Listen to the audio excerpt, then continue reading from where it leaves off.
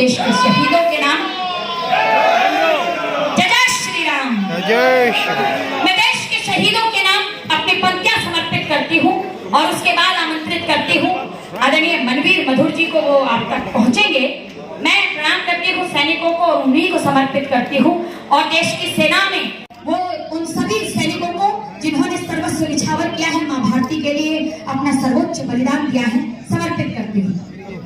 देश नमन करता है उन आजादी के परवानों को, देश नमन करता है उन आजादी के परवानों को। 2 दिन पूर्व सिक्किम में भी हमारे सैनिकों ने अपनी शहादत दी है, उनके चरणों में भी कोटि कोटि प्रणाम करते हुए कहती हूँ, देश नमन करता है उन आजादी के परवानों को, करता जगवंदन अभिनंदन देशभक्त दीवानों को।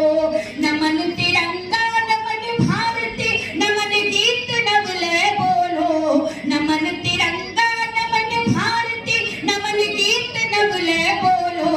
आओ मिलकर आओ मिलकर आओ मिलकर वीर शहीदों की जय जय जय जय बोलो। आओ मिलकर वीर शहीदों की जय जय जय जय बोलो। आओ मिलकर वीर शहीदों की जय जय जय जय बोलो। एक बार हाथ ऊपर करके उनके लिए तालियां बजाइए जिन्होंने अपना सर्वस्व इस देश के लिए निछावर कर दिया। और आप लोग ही तालियों के साथ आवाज देती हूँ आदरणीय मनवीर मधुर जी। जय श्री राम, जय श्री राम। बहुत जल्दी जी। मैं आप सबको प्रणाम करता हूँ। मेरे गाने के बाद आप जिस तरह खामोश हुए हैं, मैं समझ गया कि अपनी वैल्यू कितनी है।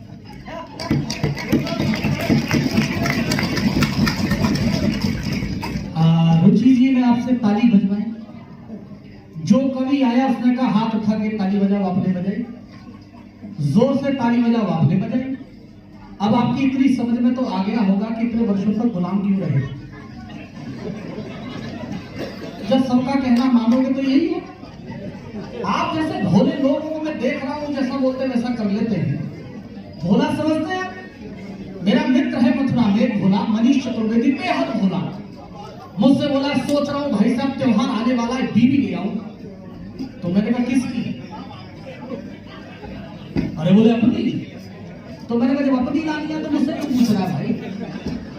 तो वो चला गया गांव में। सालियां कुएं पे पानी भर रही थी। एक साली ने देखा जीजा जी है भोले हैं, मजाक कर लो। तो साली ने पूछ लिया जीजा जी कैसे आए? बोले कैसे आया?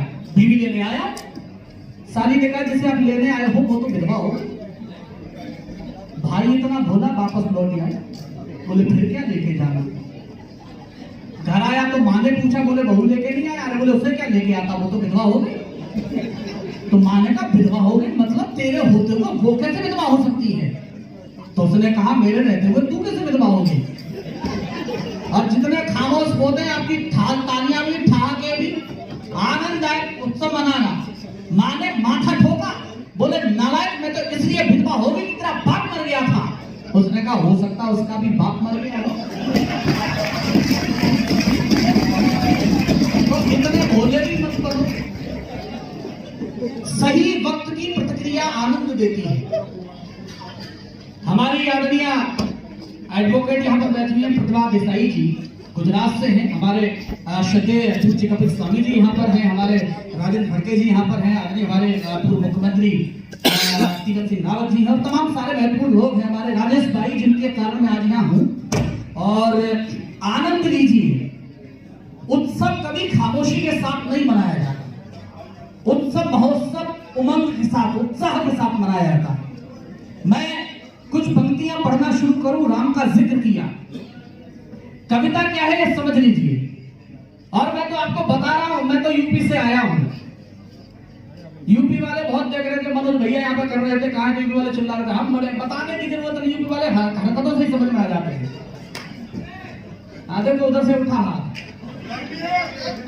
अब समझ गए कि यूपी वाले ही होंगे ये। मैं यूपी वाला हूं, लेकिन यूपी वालों को हल्के में मत लेना कभी। पहली टिप्पणी कर रहा हूं, सबकी तालियां उठाई। अभी यूपी वाले बता रहे बाहर वाले टिप्पणी कर रहा हूं, समझ जाओ तो सबकी तालियां उठें। हल्के में मत लेना, अनादिकाल से विद्वानों का मत रहा कि माया किसकी समझ नहीं आती। हमें यूपी वालों ने ये हालत कर रखी है कि माया की खुद को समझ नहीं आ रहा। और मैं बता रहा हूं पूरा विपक्ष तनाव में है। भारत जोड़ने निकले, पहले वही जोड़ रहे थे जो पिताजी ने तोड़ दिया था, नाना जी ने तोड़ दिया था, तो अच्छा लगता था।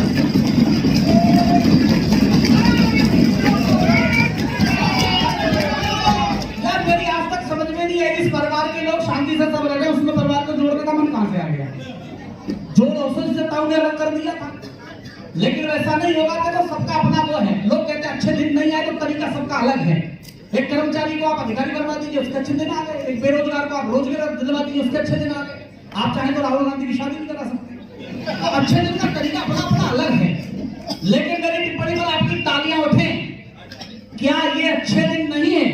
राजा जी के 75 वर्षों के बाद पहली बार जब चीन की सोनागर डोकलाम से वापस जाना पड़ा और 9 दिसंबर को हमने पीट पीट के भगाया उनको।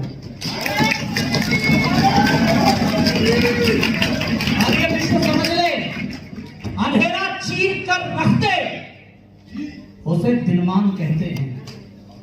अंधेरा चीर कर रखते उसे दिनमान कहते हैं। मनुष्यता को रहे हितकर उसे वरदान कहते हैं। और अगली 2 पंक्तियों पर भारतीय सेना का शौर्य समझ में आ जाए तो हमारे सैनिक यहाँ पर बैठे हैं, उनको एहसास कराना कि आप कहीं भी लड़ रहे हो, लेकिन देश हर वक्त आपको याद करता है। अंधेरा चीर कर रखते उसे दिनमान कहते हैं।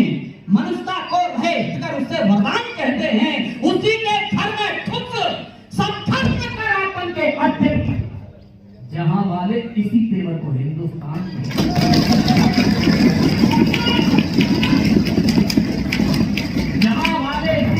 हिंदुस्तान कहते हैं। लोग कहते हैं अब तो अच्छे दिन आ गए, 56 इंच सीना है तो भी हमले क्यों हो जाते हैं? तो अपने गिरवा में झांकिए दोस्त।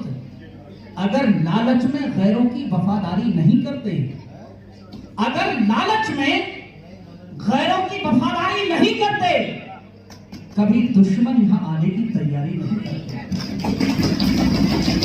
और जितने राष्ट्रभक्त बैठे हैं दोनों हाथ ठाकर तालियों के साथ बताना कि मैंने ठीक हो रहा, सुन लो पहले, इसलिए भावुक हो।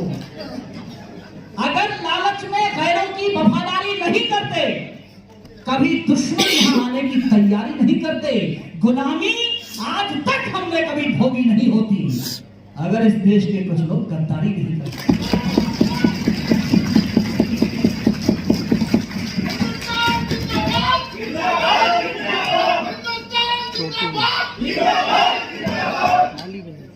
कौन से राजनेता के साथ आए हो?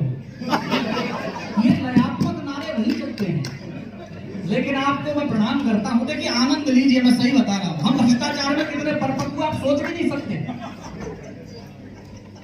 एक सरकारी कर्मचारी ने फैमिली अलाउंस का झूठा लाभ लेने के लिए 3 बच्चे लिखा दिए।